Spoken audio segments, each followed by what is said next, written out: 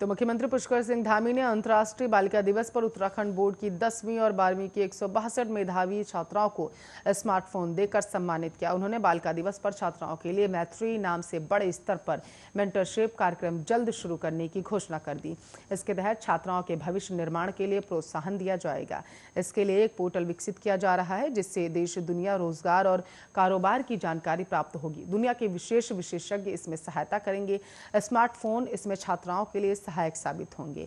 मुख्यमंत्री आवास स्थित जनता दर्शन हॉल में महिला सशक्तिकरण एवं बाल विकास विभाग की ओर से आयोजित समारोह में मुख्यमंत्री ने कहा, उन्होंने बचपन से 2 बातें जीवन में अपनाई है, अनुशासित रहना और अपने वचन का पक्का रहना। आज का युग आईटी का युग है। कोरोना काल में ऑनलाइन शिक्षा का महत्व बढ़ा।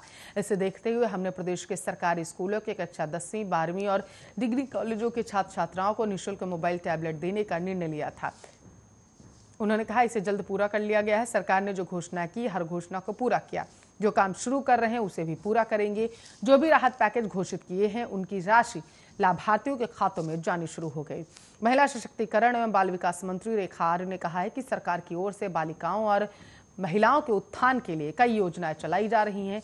विभाग ने हर साल 50,000 महिलाओं को महालक्ष्मी किट दिए जाने का लक्ष्य रखा, जबकि बालिका शिक्षा प्रोत्साहन कार्यक्रम के तहत जिले एवं विकासखंड की 162 छात्राओं को स्मार्टफोन दिए गए। कार्यक्रम में विधायक झबरेड़ा देशराज कर्णवाल ने कहा है कि बाबा साहेब अम्बेडकर ने बालिका शिक्षा को सबसे महत्वपूर्ण बताया। शिक्षा से ही महिला सशक्तिकरण संभव है। कार्यक्रम में सचिव हरिचंद्र सोमवाल, जिला कार्यक्रम अधिकारी अखिलेश मिश्र आदि लोग मौजूद रहे।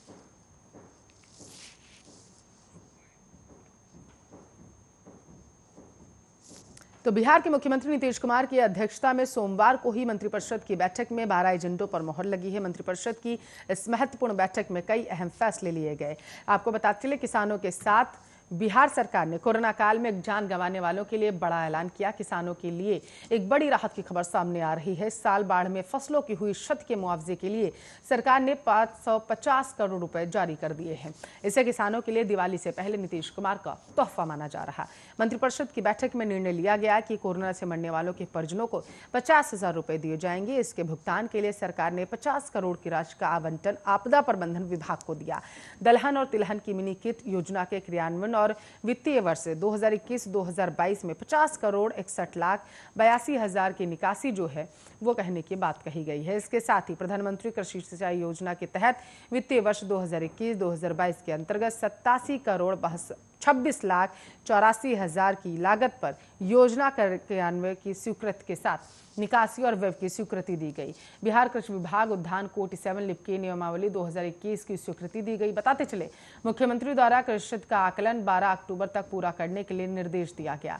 आपदा प्रबंधन विभाग की ओर से इसे 11 अक्टूबर तक ही जिलों से प्रतिवेदन ले लिया गया और किसानों के हित में सोमवार को मंत्रिपरिषद की ओर से कृषि इनपुट अनुदान के संदर्भ में बड़ा फैसला लिया गया।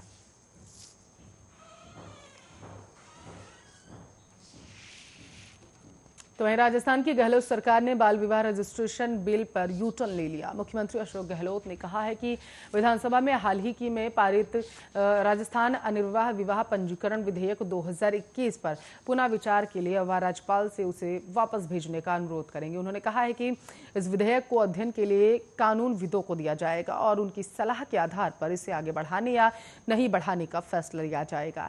अंतर्राष्ट्रीय बालिका दिवस पर नन्हे हाथ कलम के साथ अभियान के तहत हौसलों की उड़ान कार्यक्रम को संबोधित करते हुए गहलोत ने कहा है कि इस कानून पर पूरे देश में विवाद हुआ कि इससे बाल विवाह को प्रोत्साहन मिलेगा।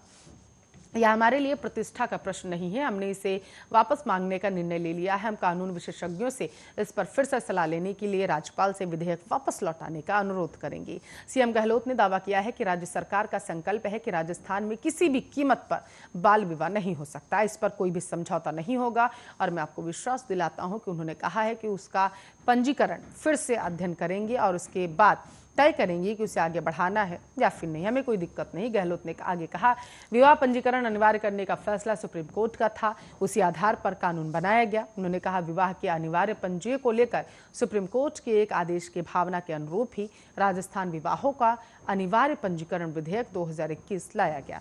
परंतु बाल विवाह को लेकर जो गलत धारणा बन गई तो हम बिल को माननीय राज्यपाल महोदय से अनुरोध करेंगे कि इसे सरकार को पुनः लौटा दें।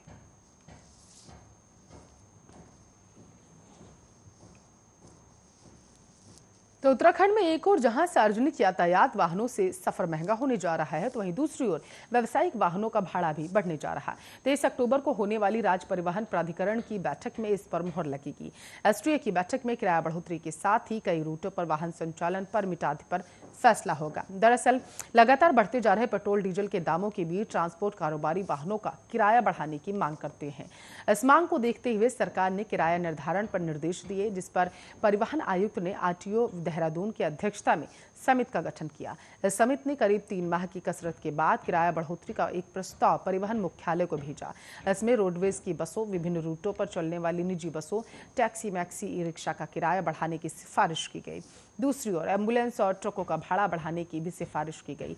परिवहन मुख्यालय ने इस रिपोर्ट पर फैसला लेने के लिए 23 अक्टूबर को एसटीएफ की बैठक बुलाई।